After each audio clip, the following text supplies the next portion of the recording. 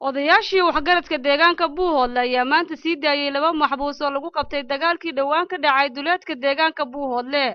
labadan maxbuus oo ahaa askar lagu qabtay dagaalka ayaa la sheegay in lagu bedeshay laba nin oo laga qabtay dadka deegaanka Buuhoodle kuwaas oo lagu soo kala wareejinayo deegaanada Guumeys oo ka tirsan gobolka Sool.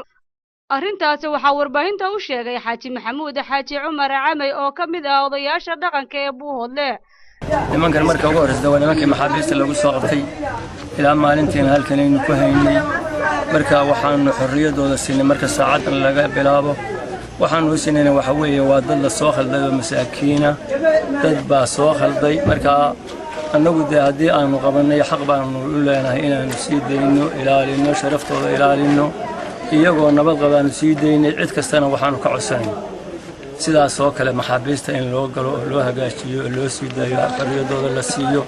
maantana maalin walba taas oo kala joogto horta maanta iyaga waxa isku beegan maalintii xasuuq dhacay ee Kalshaale waa maalinteedii maalin walbana duulimaadkaas jooga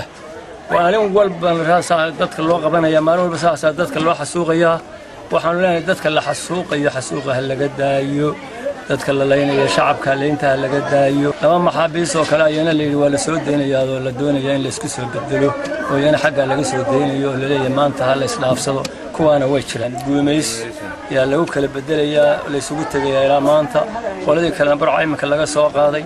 qoladan halka waa imka laga qaaday laga dareeriyay.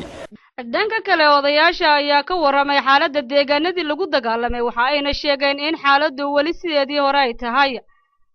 aysan jirin saansaan nabadeed. waa kan Xaaji Maxamuud Xaaji Cumar Camay oo mar kale arrintaasi ka hadlaya. arrintaasi sidii weey waxba iskama bedelin sida baa la soo horfadhiyaa xabadda la soo haystaa waliba si dhaqsale baa looga baqayaa in weerar iyo dagaal ay soo qaadaan nimankii soo qaadi jiray waxay dalka ku haysabaan qabaanu nimanka dal bay leeyihiin dadkan dal bay leeyihiin koodiba malaa ku filaan waado malaa kari doonayaan inay ku darsadaan helina maaya saasaan anagu nabad baanu ku dhawaaqaynaa haddaanu weyno waxbaan iska celinay. Ibrahim Maxamed Cabdi ayaa ka mid ahaa dadkii halkaasi ka hadlay arrimaha meesha yaala iska horimaadka Somaliland iyo beeshan Burbahante waxa weeye sababta aan nimankii aanu ku qabqabanay aanu u soo deynay waxay ahayd dad masaakiin ah maskaxda laga haysto wareysigooda TV-ga aad ka arki doontaan sida su'aalaha aanu u weydiinay waxa ay kaga jawaabeen aad muddo inaanay qalbiga iyo maskaxda toona aanay xor ka ahayn baa nimanka ka muuqday waxaanu leenahay maanta oo ah maalintii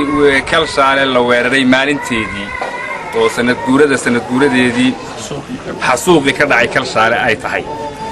waxaanu dadka u sheegaynaa caalamka waxaan u sheegaynaa iyo islaamka iyo Soomaali weyn arrintaasi in ay tahay arrin had iyo goor aan laga tanaasulin oo soo noqnoqoto ay caadaysteen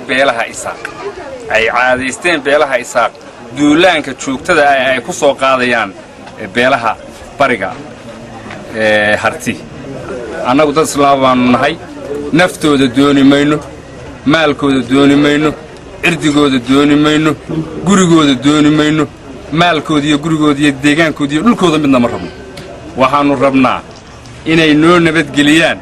deegaankayaga iyo dadkayaga iyo naftayada iyo maalkayaga iyo barta aanu ku noolahay qofna qof ma qasbo qabiil ma qasbo in lagu sanduleeyo annaga oo la yiraahdo